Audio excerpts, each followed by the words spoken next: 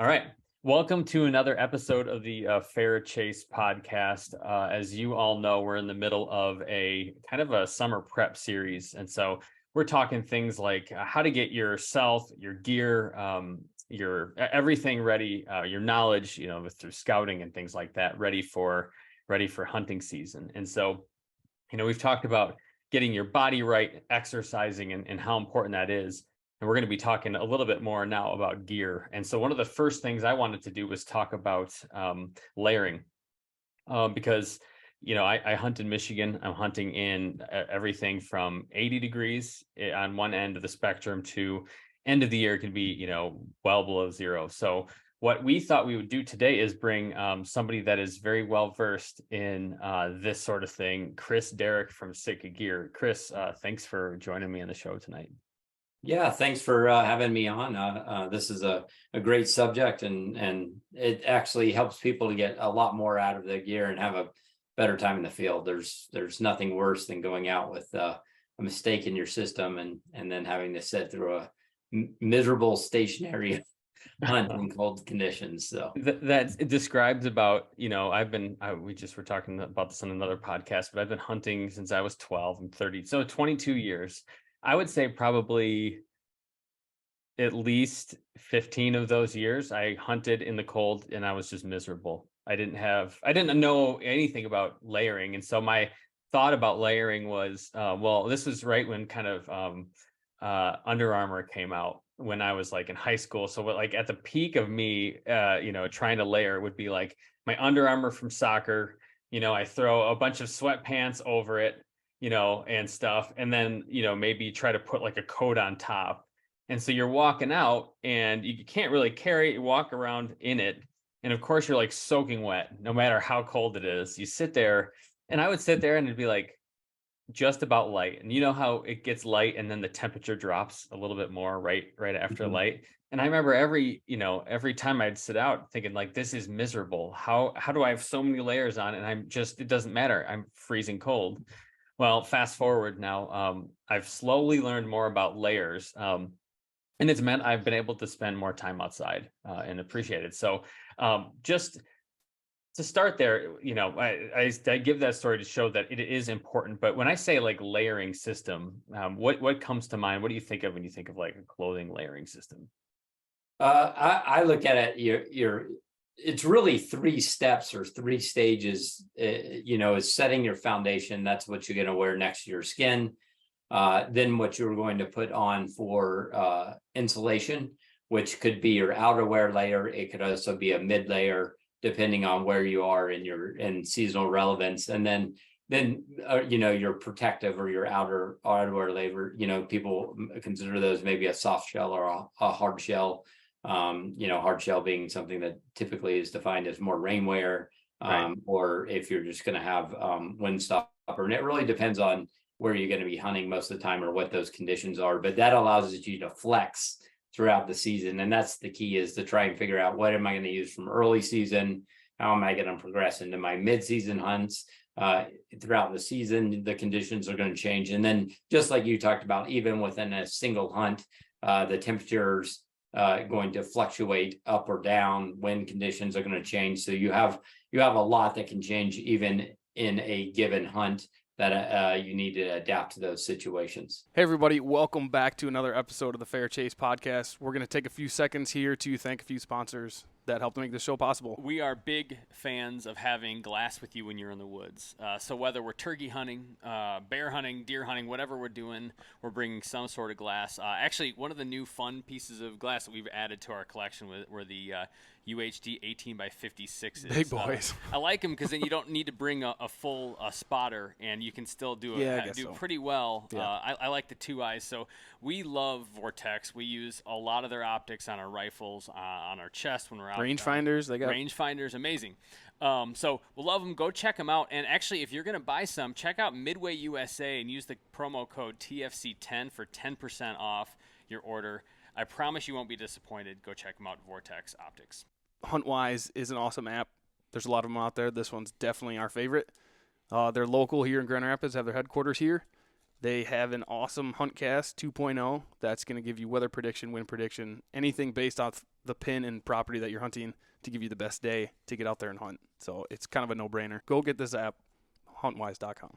It's no secret we've been shooting method arrows for a long time. Well, it might be because they used to be called vector arrows. Their method arrows now are super tough, great shooting arrows, great weight. And what's really cool about them is you enter your bow specs in, weight, draw length, all that stuff, and they will send no charts, no more charts. No more. Let them deal with it. The smart dudes who we've had on our show in the past figure it out for you, send you ready to go arrows, ready to shoot. Go check them out. Method Archery. We've shot a lot of bows, but for the past 5 or so years, we've been shooting prime bows. Love the way they shoot, super stable. And what we're really excited about, great warranty. And this year they rolled out the RevX series, which is pretty sweet. We've been talking about the different RevXs we're going to be shooting. And you're going in the 6Y? I'm deciding to shoot the 36, which is a the longer only reason he's choosing the 36 is because I figure the bigger the bow, the bigger the buck. So we're going to test that out. Follow us this year to see if that actually happens. But that's what I'm shooting. You're shooting the RevX 4. Yep. So anyways, we love Prime. Michigan company. Great guys. Go check them out. G5prime.com. We put a lot of miles on whether we're hunting. Boots. Yeah, on our boots. Whether it's Alaska out west, even here in Michigan. Let's just say the muck boots were left in the truck. Yes. So we need something that's comfortable, that'll keep us dry, that's durable, and actually we like a little stiffer soled when we're hunting from our platform or when we're saddle hunting. So we wear Lathrop & Son boots. I've been wearing the Mountain Hunter Encompass, and yours is the Mountain Hunter Elite. Great boots. Great guys from down in Illinois, the Lathrop brothers. Had them on an episode in the past. Go check it out. Go check out their boots, Lathrop & Sons. If you didn't already know that James and I are saddle hunters, then you do now. And if you don't like it, then go listen to somebody else because we're going to talk about saddles. We wear Trophy Line tree saddles because we think they're awesome. And they come out with some awesome new products all the time. They just came out with a new Venatic saddle that is seriously the best saddle I've ever sat in. And I've sat in quite a bit of them. They also have the new Onyx platform out. I spent some time on it this fall. I've spent some time on it. It's pretty sweet. And they're going to continue to come out with sweet products just like those two. So stay tuned to them. They've got social media, trophyline.com. And save yourself 10%. TFC 10. It's no use having an awesome bow if you don't have great accessories. So sights, stabilizers, things like that. And so that's why we chose to work with Redline Bow Accessories. And so those guys are coming out with amazing new things, whether it be new stabilizers or sights like this. If you're watching on our YouTube or video podcast, this new torch sight. So we're huge fans of this sight. Double pin. You know what? Go check out our past episode with them or check out their website. There's a ton to like about this site. Their stabilizers are great, and actually some of their quivers are incredible. Yes. So go check them out. Listen to the last episode we did with them. Oh, and save yourself 10% with the code TFC10. Yeah, you're absolutely right. And like on top of it, and I was telling you prior to this podcast, it's having these layers is also important because like we're walking. A lot of the people that listen to this say they're a saddle hunter on public land. That could mean you're walking far in, or you're walking through a swamp, or you're doing something miserable that isn't just like that easy walk down the trail. You climb up, your old tree stand and you're good to go. And so part of these questions, it's like, well, it's nice to have a system down because when you want to get back in there, you don't want to have to carry everything that you might need or you could need. It's nice to have kind of a pared down system. Yeah, absolutely. And going in light is really key. That's one of the things that I think whitetail hunters is really specific to our pursuit is that you're going to have a short period of exertion that you're going to and from. I call it the commute to and from the stand. That could be a couple hundred yards, that could be several miles. And then to make sure that you're set up appropriate for that commute. And then when you get to your stand, usually whitetail hunting is going to be stationary. You're either going to climb up to an existing stand, or you're going to sit in a blind, or you're going to set a mobile stand, which, these days is, since the saddle game has gotten so good, you can pack in something in, 10, 12 pound range to get all the way up in the tree. And that's I mean, just even the full size lock on stands, the smallest size were 20 pounds, Oh yeah. not that long ago. And plus you're carrying sticks. So that's a big difference in being able to be mobile. The pinnacle of mobile when I was younger was that the climber. Like if you had a climber tree stand, I remember I saved up, and like looking back, it was huge. It was this huge, loud climber that I could only climb in half the trees. But I was like, man, I'm doing stuff no one else is doing. I'm getting places that no one else, it's fun to see how that's changed. That's obviously like tree stand stuff, but like we're talking about here, the same thing kind of applies to clothes. It's just it's better and better. The technology is so different. But that brings kind of a question to my mind, and something we're often asked, and it's around base layers. So you mentioned this foundation layer, primary job is to get that moisture off your skin, regulate your temperature. But there are kind of two lanes that people take when it comes to base layers. You have like the merino wool guys, and you have the synthetic, like the poly or whatever type of fabric. And so, can we put that debate to rest right now? Is this one that you can definitively say one's better or not, or where do you stand on that? No, I can't put it to rest because it really depends on the situation. It depends on the person. I would say there's areas where synthetics shine. There's certain applications that you would want to use a synthetic. There's merino has some great properties, and these days merino is getting so good that you can get some of the longevity that you would expect to have out of synthetics out of that. Plus, you get a lot of anti-odor properties. So I would say when it comes, you can choose which is right for you between synthetic and merino. I personally, for whitetail hunts, I'm a big fan of merino. Mm-hmm. However, if you're going to be in a mobile application like you were talking about, setting your foundation with an ultra lightweight synthetic, that's one of I think the misconceptions people think, oh, it is in the teens, or it's Right. a very low temperature day. I don't need I shouldn't wear something lightweight against your skin. And that's exactly the thing you wouldn't want to do. Synthetic, like setting your foundation, it's almost like you're building the house. That lightweight layer that you're peering next to your body, or that base layer, is really setting the foundation for anything you're building on top of that. If you set that with a cotton t-shirt or something that's not going to move moisture, I don't care if you put a $400 jacket on your back. Right. You're going to be cold until you can get that moisture out So that would be one thing, is like just setting your foundation is so critical, regardless of the hunt, and getting that base layer set up appropriately. So are you, would you do like a really light base layer and then like a wool on top of that? Would that be? You can. Yeah, that's a great thing. Some people do that.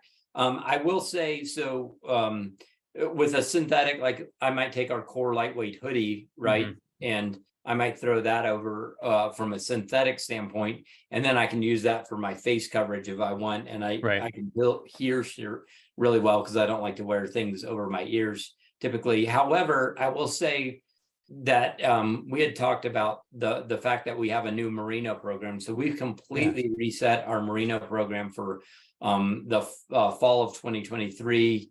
And it's going to be coming out in a lightweight, which is 120 grams, a midweight, which is 220 grams, and then a 330 weight. Now, what I will say, what you were talking about with the 330 weight, is it actually has a lightweight synthetic knit into the garment.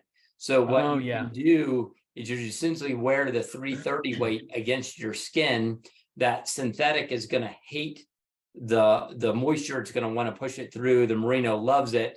And so a lot of times the reason I would say, if you're wearing just a regular heavyweight merino, definitely put a synthetic against your skin. Because you get kind of clammy. Yeah. So what you're saying is having that synthetic basically is pulling the moisture away, and the merino is more prone to hold it, but it can stay warm with it on, so it then dries it and keeps you warm as it's pulling it. Is that kind of how that Yeah, works? essentially that, like if you've ever I've worn some heavyweight merinos like right next to my skin. And Yeah. if you kind of get that clammy feeling, your armpits kind of feel like, like they're holding moisture. If your back, sweats, or if you get work of a sweat getting to and from the stand, those situations I've found with this new I'll wear our 330 weight and like a hoodie format or the zip tee format.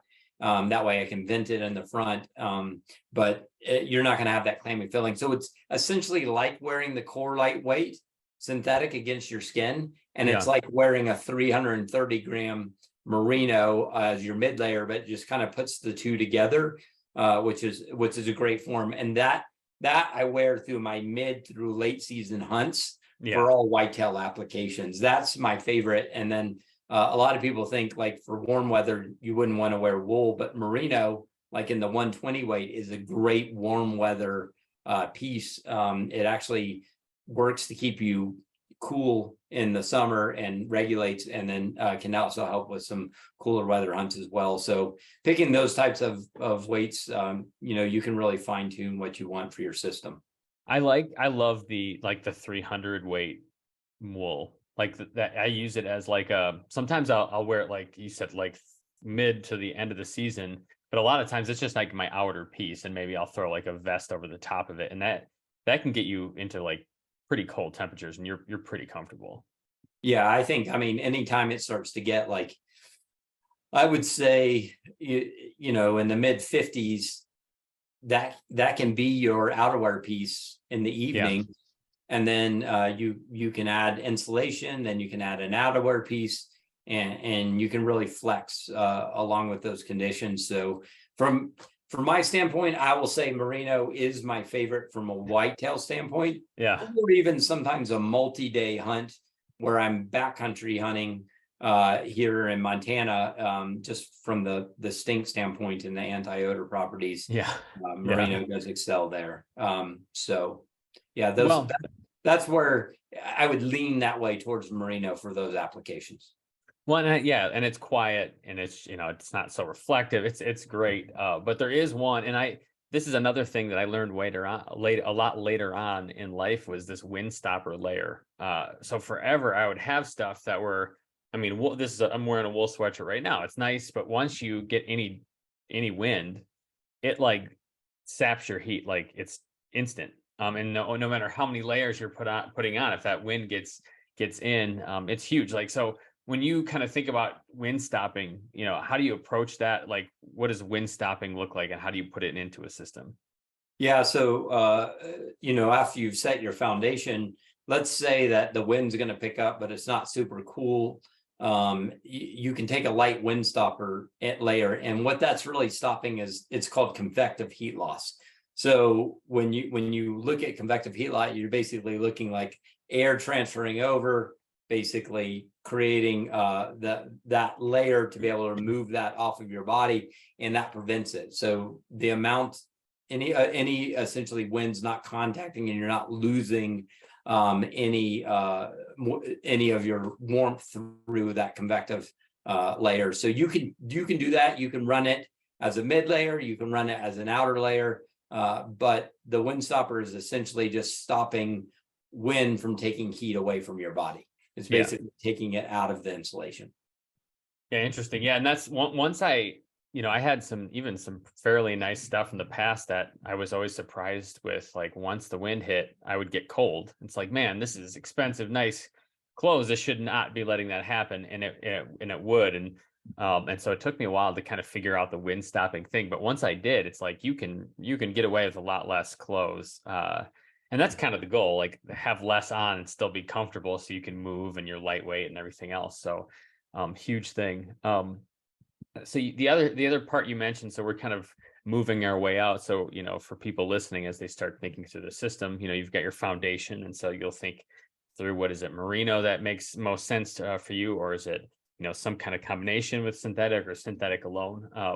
we mentioned a little bit about wind stopper here, but the next layer is that insulation layer. So how should that, like, explain its kind of function and purpose in a system, and kind of how you use it in when it comes to like deer hunting specifically?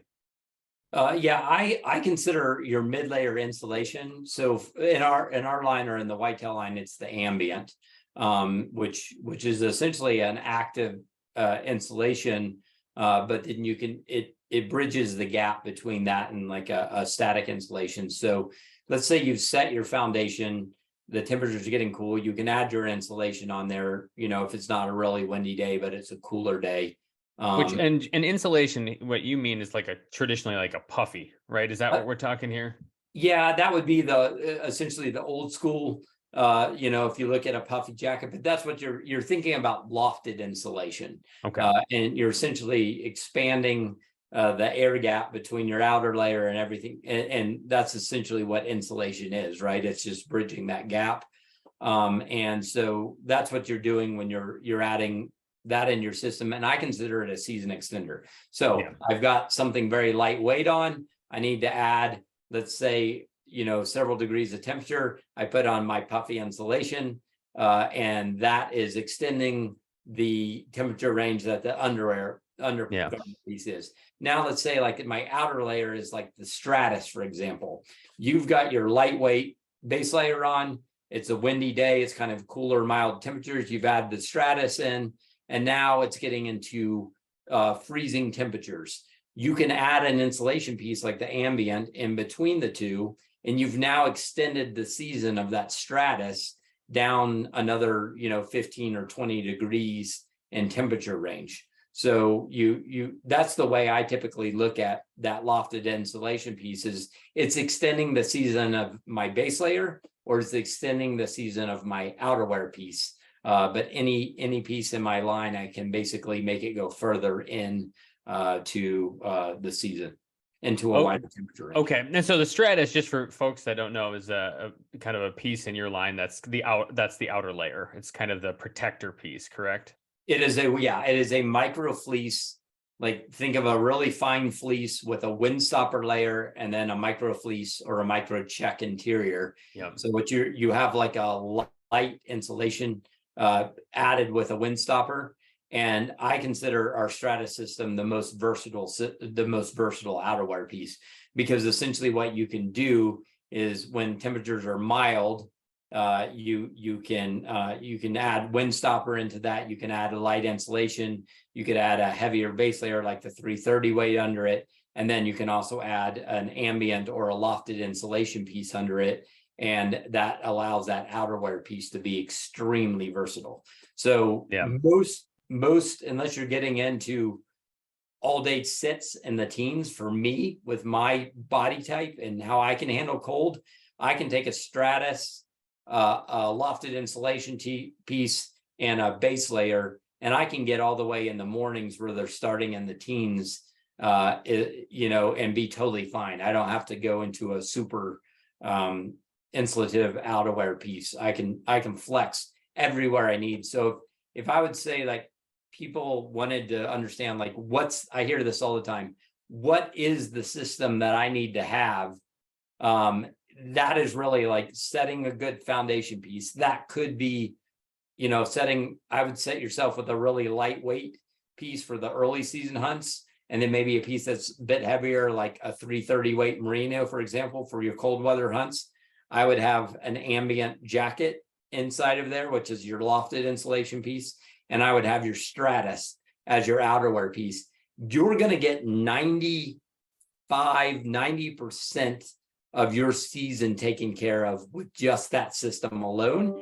And then if you're really focused on getting some ultra cold weather hunts like you're going to get in Michigan, then Fanatic or Incinerator, adding that piece into your system would be the next step. Speaking of insulation, one of the least, I feel like it didn't get a piece of clothing that didn't really get the love that it deserved. What was it? It's the shacket. The shacket? Yes. I had the shacket, and it was like, I love that. It was with the t-shirt and the kangaroo pocket, and it was soft and just felt good to wear. Like that was That was an all-time classic, which I know it's been discontinued, but it was a good insulation piece. I'll eventually get it back in the line. I'm going to treat it like our McRib every once in a while.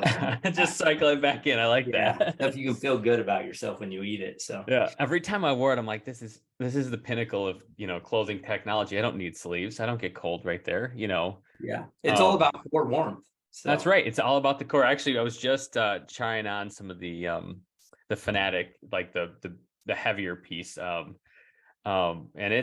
that's interesting. I like the Berber fleece. I think, is that what that is, or that's the type of style? Is that like a type of windproof? Is that why it's like that, or? Yeah. So think of the Fanatic as like the ultra quiet, ultra cold weather piece. So I described it's the stratus, and it's a bonded textile. So you're going to have your micro check interior, you're going to have your wind stopper laminate, and then it's going to be bonded to a micro fleece face. The Fanatic, when you take a look at it, is actually the same micro check fleece interior, but then you're going to add insulation. So it's like you've put an ambient jacket, so to speak, inside of that by using the Primaloft insulation. I would say not exactly the same. And then it's got a really heavyweight Berber on the outside, which is super good at it. Basically, it's a really dense, cold weather. I mean, I've had snow landing on my shoulder and sitting there all day and not melting. Oh, hilarious. Yeah. So I hunt Canada quite a bit. And, you'll have those snow weather, those heavy snow days. And it's literally, you'll look on your shoulder and the snow is just stacked up on top, but it's not melting. So that's interesting. How good of a job it does. Yes. So, for people who are looking, to upgrade or to improve maybe their system, they're thinking about, base layer, wind stopper, this or the synthetic or down or insulation or outer layer. What are some, let's start with the outer layer since we're there now. Like, what are some things, if there's somebody going into the market to buy something, like, and they're like, hey, I need a shell or some sort of outer layer. What sorts of things should they be looking for when it comes to coats or pants? I would say depends on where you're hunting and what time of year. Mm-hmm. If you're going to be hunting, like if you want this piece really to focus on your like rut hunts through your late season hunts, then maybe you should look at something really warm between the Fanatic and the Incinerator.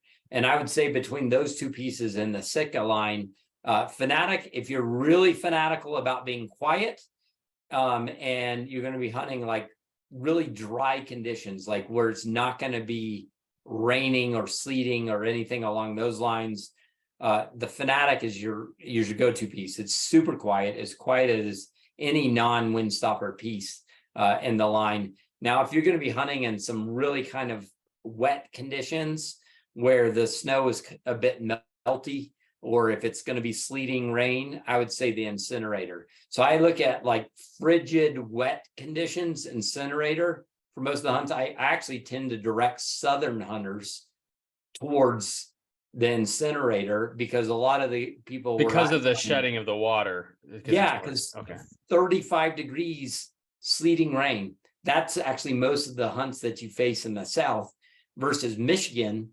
You're going to be facing snow a good portion of the year, and you're not going to really deal with too much of the sleeting type rain or that sub kind of really cold conditions, but still wet conditions. Right.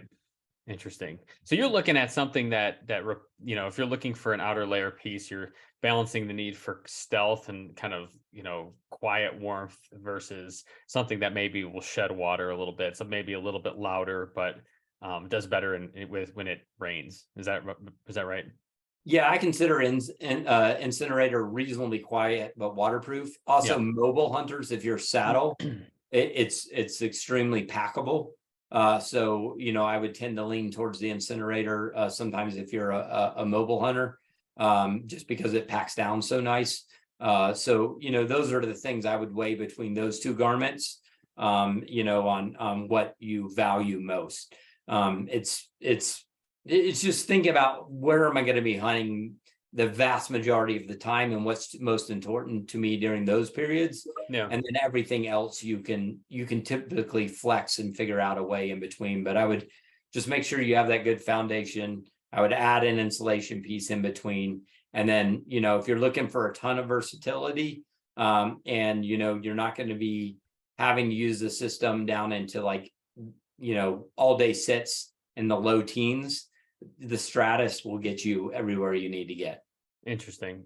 So just to recap, and then I've got a kind of a special side set of questions for you, but for people who are listening, right, when you're building your layering system to find kind of comfort and to find like the most, get the most out of the clothes that you're wearing, it's about setting that foundation right. It's about getting that insulation right, picking which insulation fits your need the best, and then outer layer the same thing. It's something that you're balancing things like condensation or perspiration, or not perspiration, water in whatever form it comes out of the sky, versus quiet and things like that. So that's generally helpful. But one thing that I deal with a lot are my hands, and I've tried a million different things to try to keep my hands warm. I think I've kind of got to a place that it seems to work for me, but when you're thinking about keeping your hands warm as a whitetail hunter, it's very different than if you're out west and you rip a glove off, throw it on the ground, you can take a shot or whatever. How do you approach it? How do you keep your hands warm out there? So for whitetail hunting, I have 3 gloves I use. Okay. One is the merino glove that Yep. it's a full fingered glove. It's in that new 330 weight. And so I'll use that one. And then I'll use our Fanatic glove, which is a kind of a mid-weight synthetic material, and it's fingerless. So for 90% of my whitetail hunts, I'm just going to have that Fanatic glove with my fingers free on. And I'll stick that either in a hand muff. It's really cold. Or like the Fanatic, the one thing people ask, like, why does the Fanatic have that weird cross zip, right? It starts on your left hip. If you're right eye, there is a lefty jacket. So if you're left eye dominant, I saw that. Other side. Yeah. And you draw that up, but the muff is built into the jacket. So you don't have to actually carry a second muff with you. And so what I'll do is when it gets really, really cold, I'll take the merino glove, I'll put the Fanatic glove on top of that as well. And then I've got, I'm talking like 10 degrees, right? Yeah. Sub-zero, where you basically take one hand out and put it on the bow while the deer's walking in, wait for them to walk in, because it's if you take your hand out of the heat or out of the muff, within 30 seconds, your fingers are screaming. Yeah. That's what I'm talking about. And so that's where that merino liner comes in and can add a little bit more. And then the last glove I have in the line is our incinerator flip mitt, which I'll wear that when I'm going for my commute. So I'm going to get to my stand location. If I want to flip the mitts back, use my fingers, I can have those liner gloves on between it. I'll throw like a heated chemical pack into the back of the mitt. It doesn't fall out. So I can roll that back over. I can do whatever I need to do. I can climb. I can touch metal parts. I can set stands, flip things back and forth, go back and forth with the heat. And then when I get done, the incinerator flip mitt goes off and into my bag unless it's super cold. Like I said, I might just wear the left one for my bow grip. Yeah. And then I'll hold that so I can just sit there and literally, we've all had it happen. You're waiting for a buck to come in and he hangs up, but he's still like 40 yards out, but behind a tree, and you don't, so you just kind of sit there and you have to like leave your hand on the bow during that, right? Because you're waiting for him to clear some brush, something like that. Yeah, that's you picked up on a bunch of different things. One side kind of thing that I really learned over the years is, so I was a big fan of the fingerless gloves. Yeah, get fingerless wool gloves. That was great. The only problem is when it's really cold out and you're climbing your stand, or you're taking stuff down at the end of the day or whatever, and your hands are already cold and you're trying to work like metal. Man, it's nice to have something over your fingers so it's not skin against metal, because that is unpleasant, sometimes. But what I've done is similar things. I usually, like I said, I'll have wool gloves, and usually I end up always cutting the fingers off. And I'll throw them in like a kind of like puffy gloves, like a down glove. And then I'd throw them in my muff when it was really cold, at least so I could get like as much insulation in there. But I felt like first you have to try to get your hands out of your muff and get your mittens off at the same time. And there's, deers coming in that can be dicey. And then you're kind of worried about them falling out, or, just a lot of moving parts that way. So I've been looking to kind of simplify how I do it, and kind of looking at, getting either an external muff or something with a muff built in, like a more hardy one. Yeah, I think that comes in. And the reason I like the flip mitt is, like you said, we've all done this. You've got regular mittens on, but then you need to use your fingers for a bit. So you take your teeth, bite the mitten off, do what you need to do, and then grab it, put it back on. So it's nice to be able to roll your fingers back, and then also keep that chemical hand warmer in there. And then I'll just flip it back over when I need, if I can't get back in there. So and then I'll just move that into, my muff, for example. Yeah. So I can have some heat. But from last year, for example, I was hunting Alberta, and it was negative 26 degrees Fahrenheit and all day sits. And, and that was like the beginning of November. And, there's time periods when you're getting up there, you're trying to deal with all that stuff. And you have to reasonably get in and out without your fingers turning to clubs. Right. Because once you start this really happened in the evenings, like you start to break down, and it's going to happen regardless of what you do. However, it's like, how can I make it through and safely get down? Yeah, that's right. Not get frostbite. And so you're like, I just take my time, because I'll go to break things down, take a break, reheat, go down. And those are conditions most people will never hunt in their entire life. Like those are really unique situations I try to put myself in, because it's the worst that you can possibly. Yeah, you're testing the gear. Yeah. But but that's how you. But you start to learn, because the first time I ever went up to Canada, like imagine Southern guy going and then getting a dose of reality, and I'm wearing like, I've got my 1,600 gram rubber boots. I think I'm going to be fine. Right. Yeah, it is not happening. Your feet, are turning into like just where you just want to lean your head against the tree. Right. And just be like, I give up. Yeah. Yeah. Slowly just descend into sweet, sweet death. Yeah. You get warm and then numb, and then it's all over. Yeah. No, I know how that goes. And, it's just to have it set right is so big. And like you were saying, to have things like the ability to not have to have club hands, because again, when it's cold and it's the end of the day, you're kind of cold, you're tired from sitting there, it's dark. One thing I did like that you mentioned is like slowing down, and it's like taking a break, and kind of that can help a lot. That can help on your way in a lot, slowing your pace down when you get into the woods, aside from blowing deer out, obviously just keeping your body heat warm. But even on the way in, you can, if you go slow and just take your time and not freak out about trying to get out, you can keep yourself warm, you can do it safely. And it's just something that, again, I didn't always do, but I've learned the value of doing something like that as I've gotten older. Yeah, it comes into play. And, if you trying to get out in a hurry, sometimes can be a bigger mess. And, right. Than just taking a little extra time. I mean, you've got nowhere really to be, as long as you don't have to make it home for dinner or something like that. They'll wait. Yeah. So when you're, I'm sure you field tons of questions from folks all over the place. I mean, what are some of the like most common things people are asking you when it comes to like how they should dress or prepare for whitetail season? I think a lot of it is like, what's the one jacket that will do it all? Yeah. And it's really what's the system that will do it all. And that system that I laid about, I would say for most hunters, if they get either a lightweight synthetic, so my personal system, I'll take you through my personal. That's great. Yes. Yeah. What you think is I'll typically wear our Equinox Guard line for early season. That's something that's really important to me, because I've had a daughter with Lyme disease. I know so many hunters that have, either got some sort of tick-borne illness or might have got alpha-gal. And now I hear more about this stuff. And alpha-gal, for those that don't know, I dated an alpha-gal once. It didn't work out. Yes. Well, I think this one might be worse than an alpha-gal. Is alpha-gal is the syndrome where you can't eat red meat anymore. So you can't eat the things that you're hunting.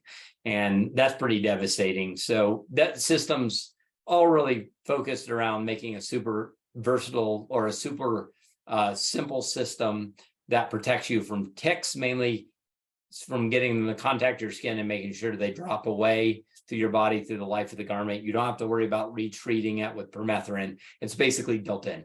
Put your pants on one leg at a time, put your gaiters over your socks or inside your socks. Permethrin knock the through insect shield, which will last the life of the garment. You don't bring them home. You don't bring them into your laundry hamper. And then the top's really about mosquito protection. So I'll start my early season with Equinox Guard.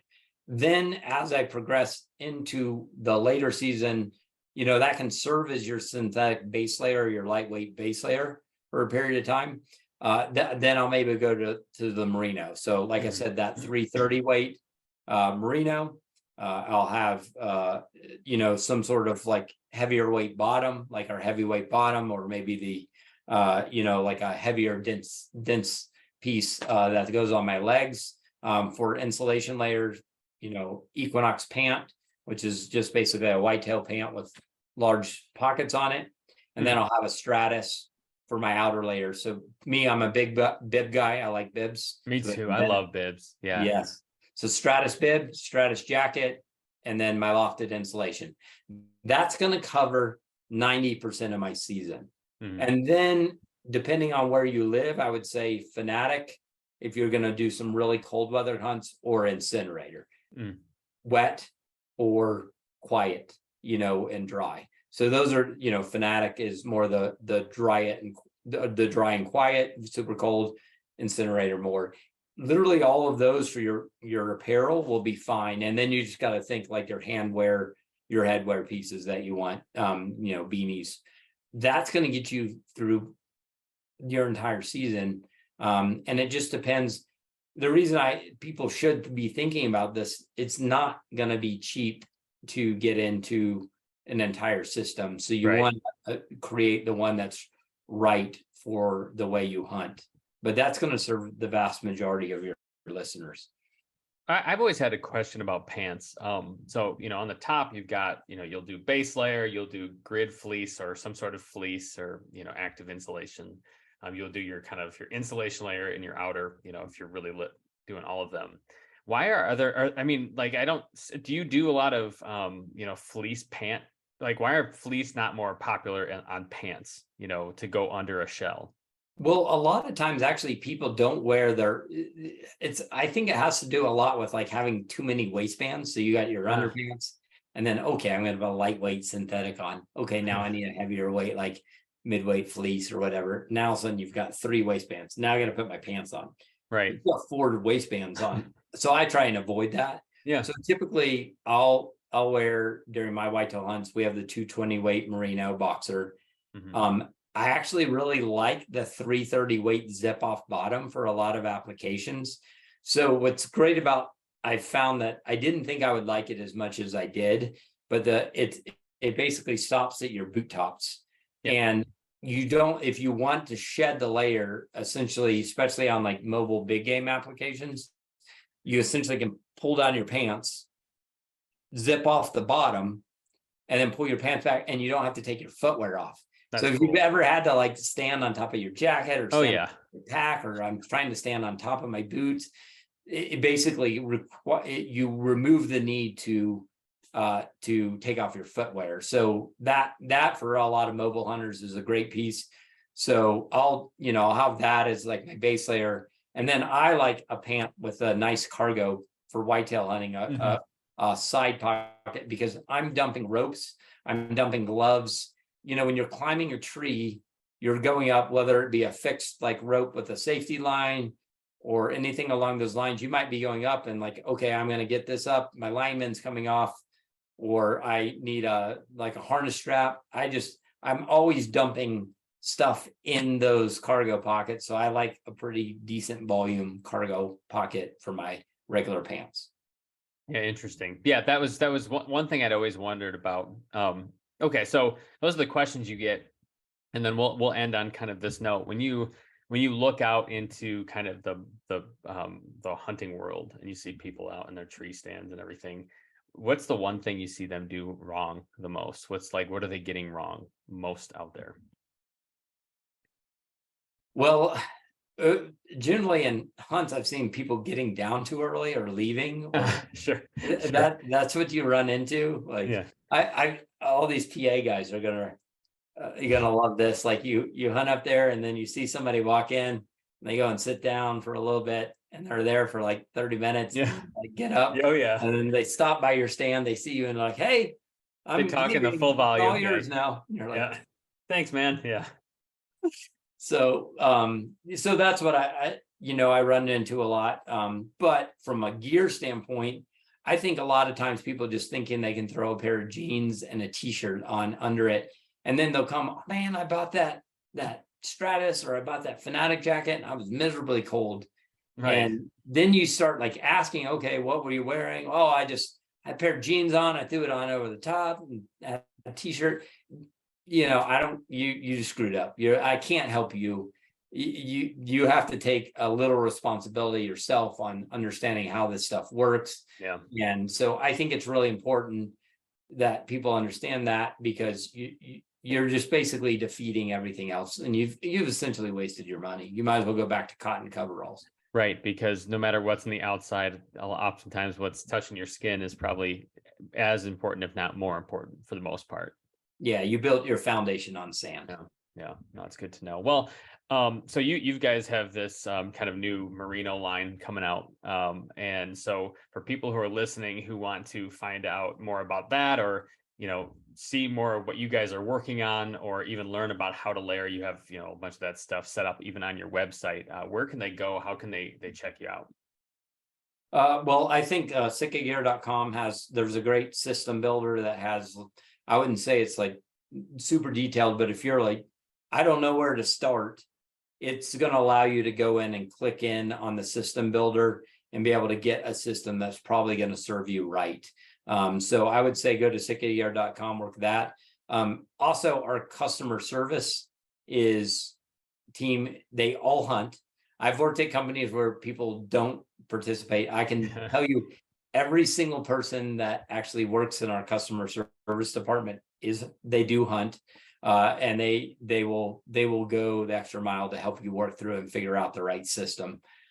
So calling and talking to them or contacting them and asking them questions is great. And then go into your local retail store. If a lot of these independent retailers have people that specialize in and know the gear, they wear it, and they can help you figure out what's right for you.